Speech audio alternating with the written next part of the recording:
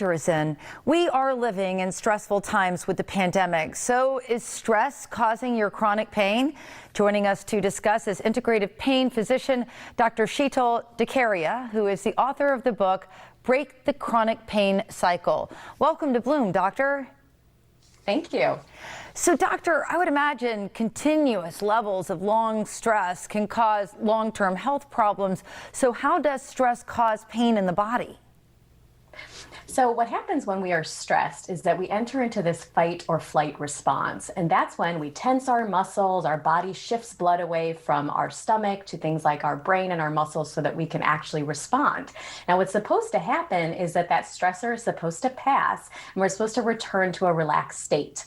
We start to see health issues when we remain in that chronic level of stress, and our ability to actually come out of that gets impaired. And that's when we start to see increased levels of chronic pain and chronic fatigue, as well as other pro-inflammatory conditions like heart disease and even diabetes. And I know that you have a 5-question quiz, including the questions that you're about to see on the screen here in just a moment. And I understand if you answer one yes, you could be at risk, and up to 3 or more yeses, your pain is definitely due to stress. Can you walk us through those?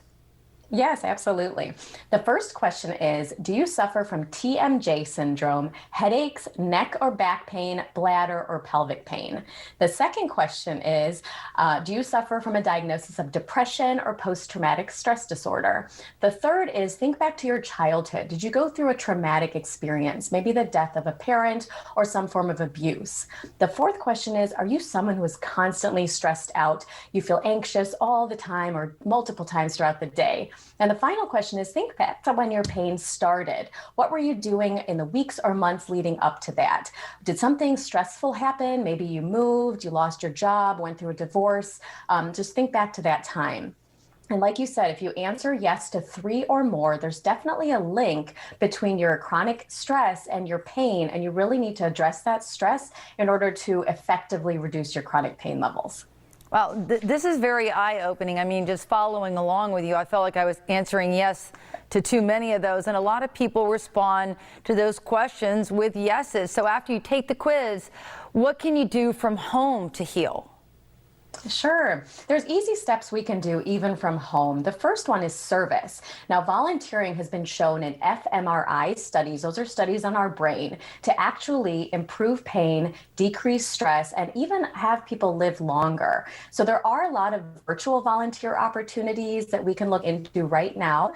Volunteerflorida.org is a website you can look up, find some virtual or in-person volunteer opportunities. Even easier than that, pick up the phone, call an elderly neighbor, and just check on them and see how they're doing.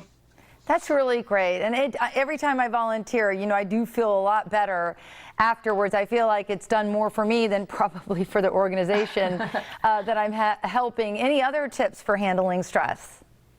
Yeah, the second one is gratitude. Now, this one's great because it takes very little time and it's free. So wake up in the morning and think of 3 things you're grateful for. Maybe it's the roof over your head, the food on the table, or the loved ones still with you, and write that down. Practicing gratitude reduces cortisol, that's our stress hormone, levels by 23%. And the next thing is pretty easy too, movement. We know that exercise is important, but right now a lot of us are not moving as much as we used to because gyms are closed, things like that. But very easy to stay active. Just take a walk outside, 15 to 20 minutes every day. And even easier than that, you can take a bath towel, use it as a yoga mat, and do some yoga videos from home. Yoga and Tai Chi have really been shown to have beneficial effects on mental health. Yeah, that's great. I'm glad you pointed that out, because a lot of people think when you say stay active, that means that you have to be working out hardcore at the gym, but really just a quick stroll around the block would do the trick. Right. Yeah, you connect with nature. You know, it even regulates your melatonin levels when you go outside for a walk in the morning. There's a lot of really great benefits to just taking that simple walk outside. Well, doctor, thank you so much for joining us. And for more information, our viewers can visit drdecaria.com. We'll be back with more Bloom right after this. Thanks, Doc.